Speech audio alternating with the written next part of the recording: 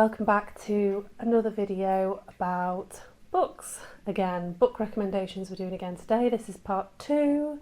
If you haven't checked out part 1 yet, then go back and find that video. I highly recommend all of the books that I'm going to mention and the ones I mentioned in the last video as well. They've been really helpful for me on the journey of discovering spirituality, anything to do with witchiness and energy, and also mythology as well, which are all my passions. So if you haven't been here before, I am Imogen. Those are all the things that I like to talk about, and today we're going to do books. I have 4 books to share with you today. There may well be a part 3 but it might consist of books that I have read and then given or lent out to other people, which I haven't got back yet, so I'll have to insert picture. But today we're going to do 4 that I have got here with me, so let's get started. We're going to start with another one by Yasmin Boland. So if you watched the last video, I recommended her book Moonology, which is about moon rituals and the astrology around the moon. So this one is called Astrology, and it's a Hay House Basics book, so it's basically basic.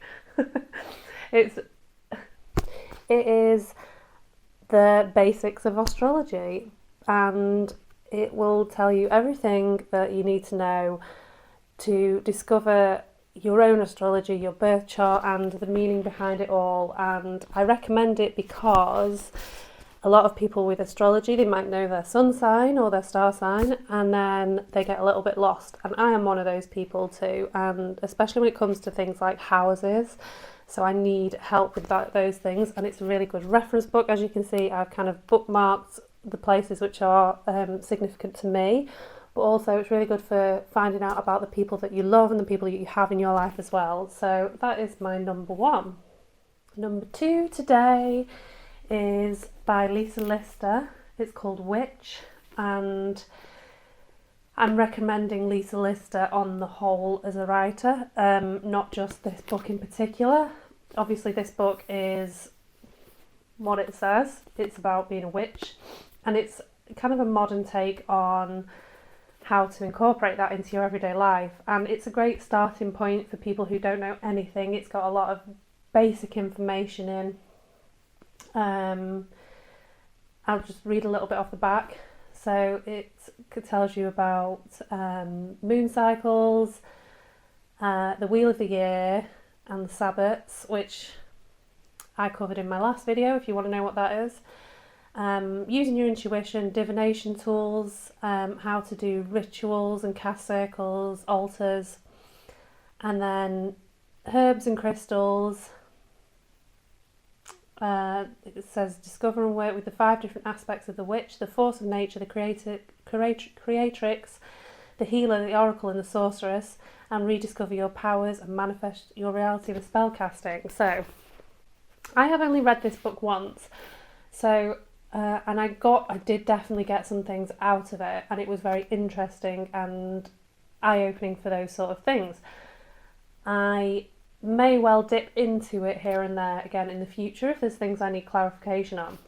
But another of Lisa Lister's books, which I'd had on Kindle and I don't have a physical copy of, but I need to rectify that because I like the ones that I love. I want to have a physical copy of.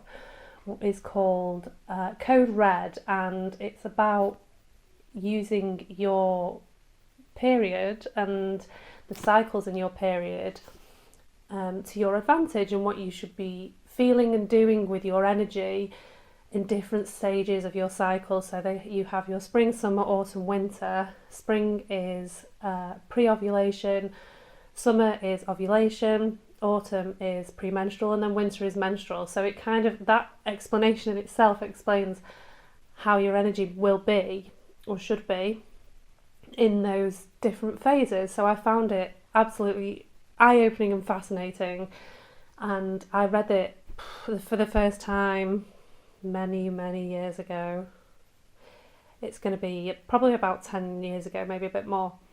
and I have referred back to it constantly ever since. So I mean, yeah, Lisa Lister is she's got a new book coming out soon.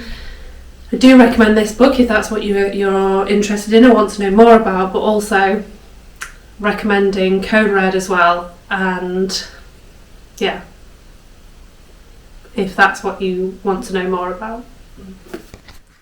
My microphone cut off part way through that one, so I'm back now. I'm charged up a little bit and I'm ready to carry on.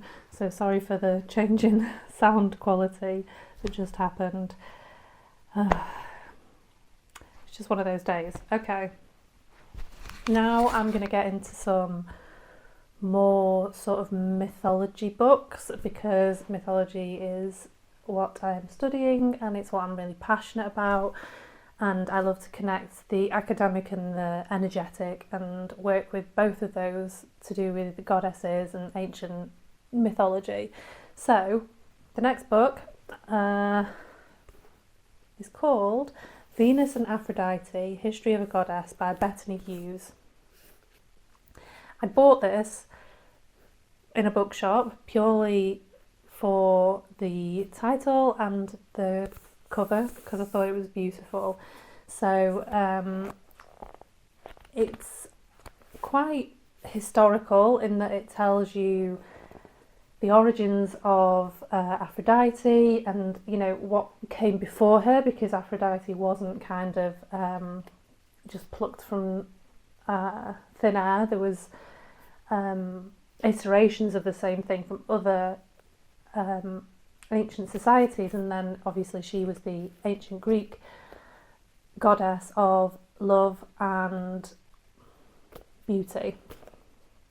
So this book goes into then how that transferred over to ancient Rome and she became the goddess Venus as well, and it goes into what the practices were around those different goddesses, and it's really interesting if you want to know more about the history of goddess worship and where it started and in these societies. So yeah, it's really interesting and I do recommend it. And there's also images of, you know, different goddess statues and things like that. So they go back to sort of, I mean, there's one here that's from Cyprus. It goes back to 4000 BC, and then, you know, it has the really famous images as well. So I love a book with pictures. So yeah, it's a history of the goddess, like it says, and yeah, for me, Aphrodite is my girl, so I loved it and will be reading it again. The final book that I'm going to recommend for you today is also about mythology, and it's actually one that I had to buy a part of my course. So I'm doing a degree in classical studies. This year is focused on mythology in particular, so you can imagine how happy I am about that. So the book is A Dictionary of Classical Mythology, and it's big. It's really big and heavy. This is by Jenny Marsh and Jenny March, and we on my course we use it a lot, and it's amazing because any mythological character or story you can think of just is in here, and it will tell you an overview of their story and, you know, which classical writer wrote about them and where the story comes from, whether it's Homer or Ovid or, you know, Sophocles, and it'll tell you where that information's come from. It also goes through each iteration of the myth. So if you choose a myth like Medea, her story changed a lot over time, so it will tell you, you know, was it from the Euripides play or did it become before that? And then it leads you to be able to discover more writings about the thing that you're interested in. So let's pick an example. I mean, there's so many in here that you couldn't possibly know them all. And it's obviously, it works like a dictionary, so it's alphabetical order. So I'm going to try and find one that's not too long. Okay, let's go for Juno. An ancient and important Italian goddess, the wife of Jupiter, and together with Jupiter and Minerva, one of the three great deities of the Capitoline Triad, the goddess of marriage, and as Juno Lucina of childbirth. Juno was identified with the Greek Hera, adopting her characteristics and mythology. But Juno has one Roman myth recounted by Ovid. She was annoyed with Jupiter for producing Minerva from his own head, much like the Zeus and Athena story, and without the need of the female. So the goddess Flora gave Juno a herb at whose touch she could at once become pregnant. She gave birth to Mars, the Roman god of war. In Greek myth, Hera is also the mother of the war god Ares, but his father is Zeus, the Greek equivalent of Jupiter, and the child that Hera bears without male assistance is Hephaestus, the god of fire. So then you could, if you wanted to, go, oh, right, okay, Jupiter, as they're connected, and then it'll tell you all about Jupiter. Or you could go, oh, Hephaestus, let's go back to H and look for Hephaestus. And then, yeah, you can get lost in this for hours. As an academic, obviously, it's very, very useful as well. And then I can go, so if I was reading about Juno and I wanted to write a paper on Juno, I could then go to Ovid's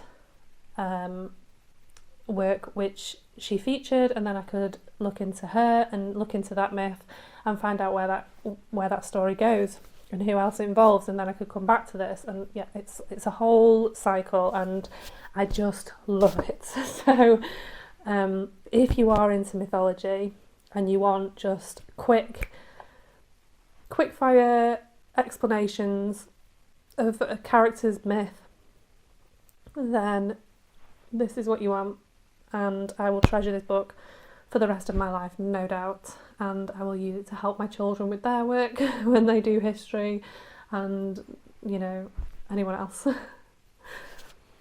That is the end of my video today. I hope that you enjoyed it, and if you have any book recommendations for me along the same lines, or fiction or poetry, then please leave them in the comments and I will love to check them out too.